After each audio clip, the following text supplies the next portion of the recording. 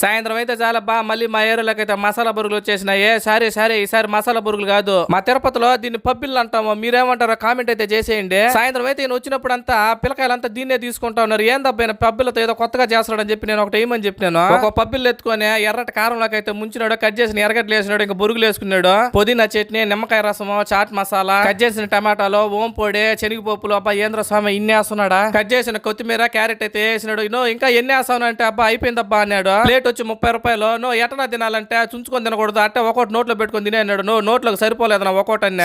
గట్టిగా నోరు తెరిచి ఒకటైతే తినేసినాను. టేస్ట్ అయితే భలే ఉన్నది. తినే దాంట్లో నోరు చిన్నదే కానీ అరిసే దాంట్లో మాత్రం నోరు చిత్తనోరు కోనేరు. కుటుంబ పోషణ కోసం ఈయనైతే పాపం చాలా కష్టపడతాడు. ఆయనకైతే ఒక లైక్ కూడా సపోర్ట్ చేయండి ఫ్రెండ్స్. సాయంత్రం అయితే చాలబ్బా మళ్ళీ మా ఏరియాలోకి అయితే మసాలా బురుగులు వచ్చేసినాయి. సరే ఈసారి మసాలా బురుగులు కాదు, మా తిరుపతిలో దీన్ని పబ్బిళ్ళు అంటాము, మీరేమంటారో కామెంట్ అయితే చేసేయండి. సాయంత్రం అయితే ఈయన వచ్చినప్పుడు అంతా పిల్లకాయలంతా దీన్నే తీసుకుంటా ఉన్నారు. ఏందబ్బా పబ్బిలతో ఏదో కొత్త